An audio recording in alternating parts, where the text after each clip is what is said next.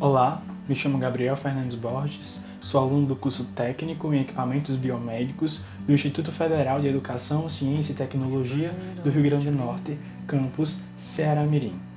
Olá, meu nome é Isaac Lemuel Bezerra da Silva, também estou cursando técnico em equipamentos biomédicos e nós somos os autores do projeto Piper, circuito de baixo custo para aquisição de biopotenciais eletromiográficos e acionamento de próteses, sob orientação de Camille Reategui Silva e com a orientação de Daniel Vanderlei Honda e Diego Alves Formiga. As próteses são usadas desde a antiguidade e, ao longo do tempo, evoluções aconteceram buscando o aperfeiçoamento e a adequação dela ao corpo. Nas últimas décadas, evoluções na área de eletrônica e mecânica permitiram melhorias no acionamento e controle de próteses. No entanto, alguns problemas ainda não foram totalmente resolvidos. A eficiência da prótese ela é subjetiva, pois o tamanho do coto e a área muscular afetada são variáveis que devem ser observadas para a construção de um dispositivo funcional. As melhorias esperadas pelos usuários dependem dos processos acadêmicos e científicos envolvidos. Porém, o alto custo dos materiais que compõem as próteses modernas, pesquisas envolvendo linguagens de programações avançadas, conteúdos baseados em disciplinas vistas apenas em nível universitário, como processamento digital de sinais, utilização de softwares de alto custo e a baixa quantidade de materiais disponíveis em português em relação à quantidade de materiais de língua estrangeira tem sido uma barreira que impede a expansão dessa área de conhecimento entre jovens cientistas. Como proposta para minimizar essas barreiras, este projeto tem o intuito de desenvolver um sistema de acionamento por meio de sinais eletromiográficos que seja de baixo custo e de baixa complexidade. A eletromiografia é o registro gráfico da atividade elétrica das fibras musculares.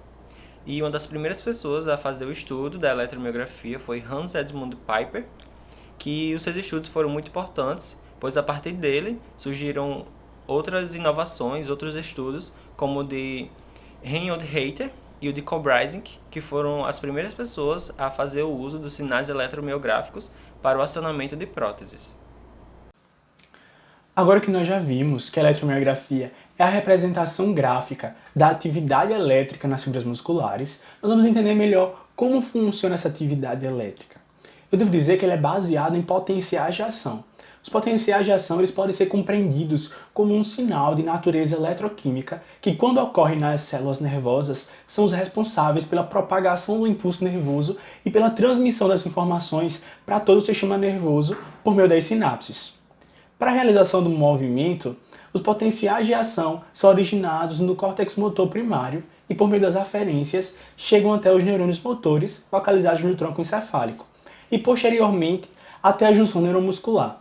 Os potenciais de ação, ao chegarem à junção neuromuscular, liberam uma substância chamada de neurotransmissor que irá se ligar até as fibras musculares, provocando potenciais de ação nas unidades motoras, desencadeando o processo de contração muscular. Atualmente, um dos grandes desafios para a aquisição e o processamento de sinais eletromiográficos tem sido os ruídos. Eles podem ser compreendidos como todos os sinais não desejados ao longo do sinal detectado. E eles podem ter diversas origens. Há desde as interferências geradas da interface da pele com os eletrodos de superfície, ou aquelas geradas pela rede elétrica, ou ainda as interferências eletromagnéticas, que estão presentes no meio. A presença de ruídos e a baixa amplitude do sinal reforçam que é preciso uma amplificação do sinal e uma filtragem para o seu processamento e a sua utilização. A captação do sinal eletromiográfico é feita com os eletrodos. Existem diferentes tipos de eletrodos com funcionalidades diferentes. Nesse caso, foram utilizados os eletrodos de superfície, com o objetivo de captar o sinal elétrico do bíceps braquial. Foram utilizados dois, que devem estar próximos o suficiente das junções musculares, mantendo distância de um para o outro de 2 a 4 cm, seguindo como referência a CNAM. Também deve ser utilizado o eletrodo de referência, que nesse caso foi colocado no cotovelo, que é um local onde não há atividade muscular significativa. Dessa forma, a diferença de potencial elétrico em relação ao eletrodo de referência, é captado nos eletrodos que estão localizados no bíceps. Após a captação, o sinal eletromiográfico necessita de uma amplificação, pois eles possuem amplitudes muito baixas, entre 10 microvolts e 5 milivolts. Os amplificadores de biopotenciais são circuitos eletrônicos que são capazes de amplificar as tensões produzidas pelos eletrodos. Na instrumentação biomédica, os amplificadores de instrumentação são largamente utilizados, porque o seu ganho é superior quando são comparados aos amplificadores operacionais convencionais. Eles também são capazes de operar sinais com altas frequências e baixas amplitudes, e também possuem maior taxa de rejeição de ruídos.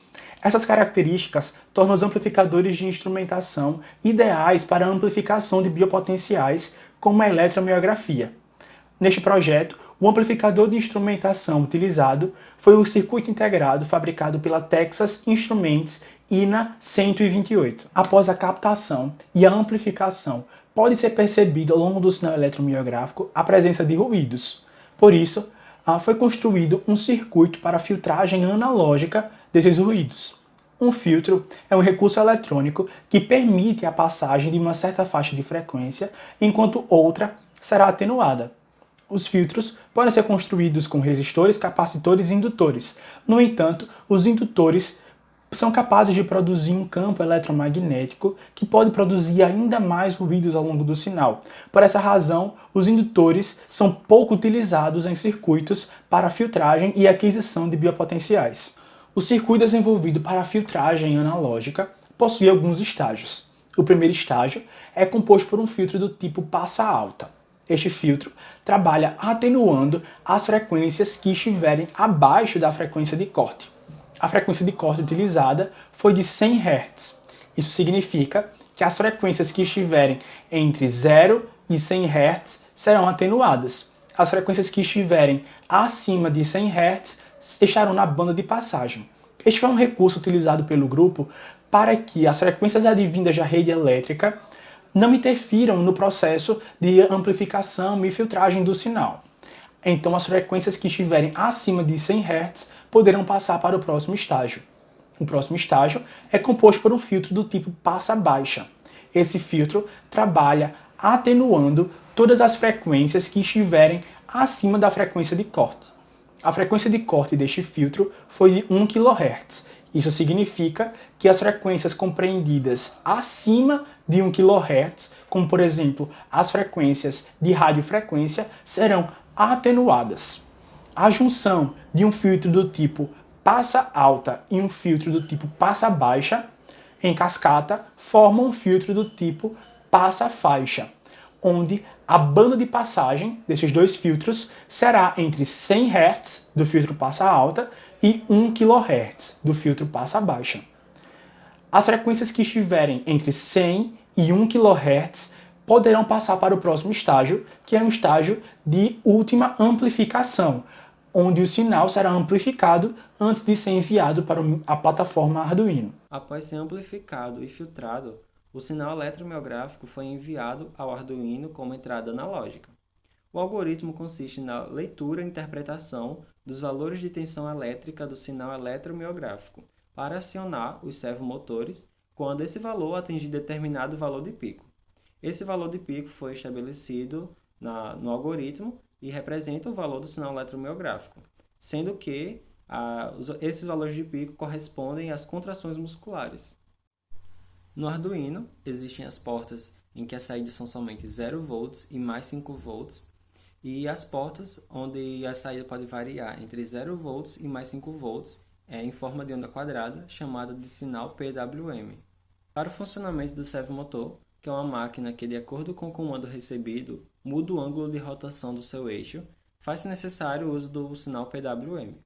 O Arduino emite ao servomotor uma intensidade de corrente proporcional à largura de pulso PWM, de forma que essa intensidade de corrente promova também, proporcionalmente, uma rotação do eixo do servomotor. Dessa forma, o algoritmo estabelece uma condição para que, ao detectar um pico de tensão, ou seja, uma contração muscular, os servomotores sejam acionados em um ângulo específico. No caso do protótipo, esse ângulo foi testado para promover o fechamento dos dedos da prótese. O protótipo da prótese de mão foi modelado com massa de biscuit, tentando ser deixado o mais flexível possível para que possa executar o movimento quando acionado pelo sinal eletromiográfico. O modelo feito representa a mão e o antebraço, sendo no antebraço deixado espaços para o posicionamento dos servomotores. O projeto realizou a captação, amplificação e, através da instrumentação biomédica, filtrou o sinal de forma analógica, permitindo que fosse controlado pelo microcontrolador Arduino.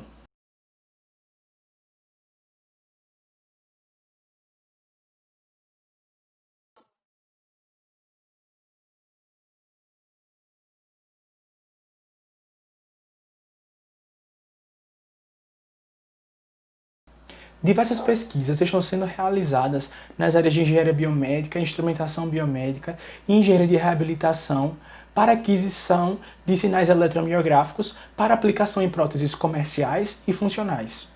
O circuito desenvolvido necessita de ferramentas de circuito impresso para fabricação em larga escala, ainda necessita de pessoas para fazerem testes e modelos experimentais bem definidos. No entanto, buscando minimizar barreiras que dificultam o acesso à informação entre jovens a nível pré-universitário e o tema de aquisição de biopotenciais, o projeto desenvolveu um circuito com materiais de baixo custo e linguagem simples, que pode ser entendida entre jovens a nível pré-universitário, podendo fomentar um pensamento científico e estimulando pensamentos inovadores entre jovens para cada vez mais a busca de soluções nas áreas de aquisição de biopotenciais. Pode-se dizer, então, que as aplicações do circuito desenvolvido durante o projeto são variadas, não ficando restrito apenas ao acionamento de próteses, mas também ao desenvolvimento futuro de novas tecnologias. Tendo como ponto norteador que a expansão do conhecimento sobre aquisição e tratamento de biopotenciais nos diversos níveis de conhecimento pode ampliar a visão científica dos jovens pré-universitários, é essencial democratizar o conhecimento para que assim possam surgir novas propostas e soluções para as próteses modernas e para outras áreas que envolvem a instrumentação biomédica e aquisição de biopotenciais.